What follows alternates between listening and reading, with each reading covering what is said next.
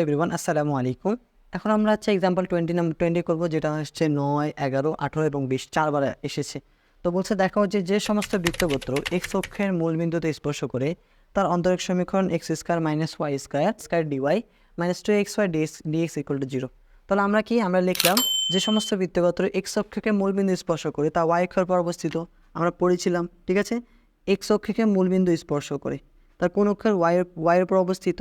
এবং এখানে কী হবে, এটার কেন্দ্র যদি বলি, কেন্দ্র হচ্ছে এক্সের মান 0 এবং কত হবে, এফ হবে, মাইনাস এফ হবে, এবং ব্যাসার্ধ মাইনাস এফ হবে, আর ব্যাসার্ধ কত, ব্যাসার্ধ এফ হচ্ছে, ঠিক আছে।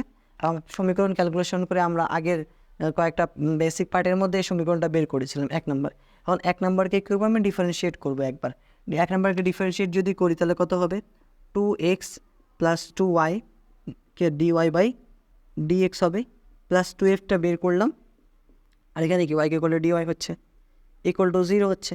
কারণ এখানে যদি সমীকরণে আমি 2f এর মান যদি বের করতে পারি, আমার জন্য ম্যাথটা আরও ইজি হবে। তাহলে কী করলাম, 2f এর জায়গা থাকলো 2fকে এটাকে ওদিকে নিলাম, মানে এক্স স্কোয়ার ওয়াই স্কোয়ার ওদিকে নিলাম। এটা আমি যদি 2f লিখলাম, তাহলে কী হবে, 2f ওয়াই দেওয়া আছে, এটাকেও দেখলাম মাইনাস হলো, minus x square plus Y square থাকলো, আর ওয়াই দ্বারা ভাগ করলে 2f ইকুয়াল টু হচ্ছে minus x square plus Y square by y হবে। এই সমীকরণটা আমি পাবো, আমি 2f এর জায়গায় এটা বসাতে পারি। বসাই দিলে কী পাবো, যদি বসাই দিই তাহলে হচ্ছে 2x এর জায়গা থাকলো, 2y এর জায়গা থাকলো, dy বাই dx থাকলো, এখানে মাইনাস হয়ে যাবে, যে এটা দেওয়া আছে minus x square plus Y square, then এখানে একটা ওয়াই থাকলো, এদিকে কী থাকলো, dy বাই dx বলতে পারি, এদিকে হচ্ছে dy বাই dx থাকলো, ইকুয়াল টু 0 হয়ে গেল। ওকে, গেল। এখন আমি যদি ওয়াই এখানে লসগু নেই, ওয়াইটা যদি লসগু নেই, ওয়াই লসগু নিলাম এদিকে, কত হবে, 2xy হবে, এটা হচ্ছে কত, প্লাস হবে 2y স্কোয়ার হচ্ছে এদিকে, ডিওয়াইটা আমি একসাথে আলাদা করে নিলাম, কমন নিলাম, আর এখানে একটা মাইনাস হবে, আর ডিওয়াই আলাদা যদি করি তাহলে এখানে একটা এক্স স্কোয়ার আসবে, মাইনাস একটা ওয়াই স্কোয়ার আসবে।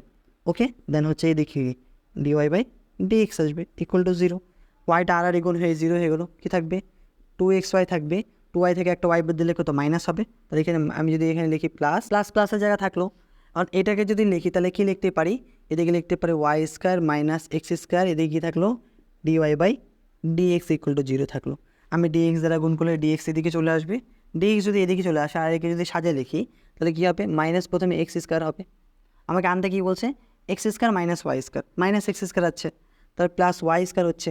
ওকে, এদিকে কিন্তু একটা ডিওয়াই আছে, ঠিক আছে, এটা দেখলাম আমি। তারপর একটা প্লাস হবে, আর ডিএক্স চলে যাবে 2xy, এদিকে ডিএক্স একটা চলে আসছে ইকুয়াল টু 0। বাট সামনে যে মাইনাস রাখা যাবে না, কী করবো, মাইনাস দ্বারা গুণ করে দেবো। মাইনাস দ্বারা যদি গুণ করি তাহলে কী পাবো, মাইনাস যদি কমন নিই, মাইনাস দ্বারা গুণ যদি করি, মাইনাস যদি কমন নিই, মাইনাস এদিকে প্লাস থাকবে x square minus y square থাকবে, কি মাইনাস কমন নিলাম, মাইনাস দ্বারা গুণ করলাম, এদিকে থাকলো ডিওয়াই থাকলো, এদিকে একটা মাইনাস থাকলো, 2xy থাকলো, ডিএক্স থাকলো ইকুয়াল টু 0 হয়ে গেলো। আমাকে আনতে ওটাই বলেছিল, আমি ওটাই নিয়ে আসছি। কী বললাম, কিছু করে নেই, সমীকরণ দেওয়া ছিল, একবার ডিফারেন্সিয়েট করলাম, 2f এর মানটা বসাই দিলাম, বসা দিয়ে ওয়াইকে লসগু নির্ণয় করলাম, নির্ণয় করার পর এটা মান আসছে, দেন এটাকে একটু ক্যালকুলেশন করে সাজিয়ে নিলাম, ঠিক আছে। আর এই লাইনকে আমি এভাবে না করে শুধু এখানে একটা ব্র্যাকেট দিয়ে এখানে একটা মাইনাস দিতে পারি, ঘুরে ফিরে একই কথা হচ্ছে। এখন যদি মাইনাস দ্বারা গুণ করে দিই, ক্যালকুলেশন সেটা, এটা হচ্ছে এখানকার অ্যান্সার। তো বলছে এরূপ বৃত্তাকার সমীকরণ বের করতে বলছে, আমাকে প্রুফ করতে বলছে, এখানে প্রুফ হয়ে গেছে, প্রুফ। ওকে, এটা হচ্ছে এখানকার ক্লিয়ার। 2 নম্বর শেষ, 20 নম্বর হয়ে গেছে। ধন্যবাদ, and as always thanks for watching. আসসালামু আলাইকুম।